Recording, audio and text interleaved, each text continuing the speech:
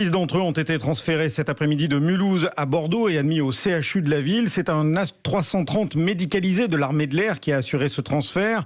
L'objectif est de soulager les services de soins d'Alsace qui sont submergés par l'afflux de malades. Au point que l'armée monte actuellement sur le parking de l'hôpital Émile Muller à Mulhouse une structure de réanimation qui offrira 30 lits supplémentaires. Pour Europe 1, les explications de Justin Morin. Oui, les militaires arrivés aux alentours de 7h ce matin n'ont pas arrêté de la journée.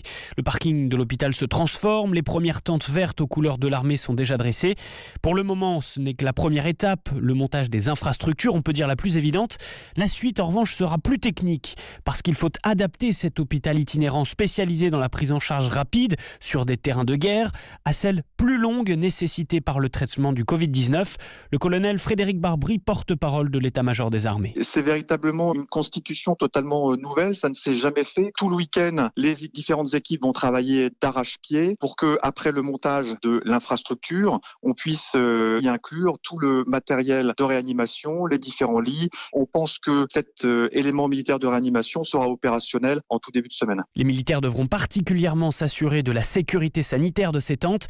Des sas aménagés sont par exemple prévus pour accéder aux 30 lits supplémentaires, tous équipés du matériel de ventilation et de réanimation. En tout, une centaine de personnels soignants militaires sont attendus. Une aide indispensable pour les équipes de l'hôpital de Mulhouse, déjà dépassées par l'afflux de malades.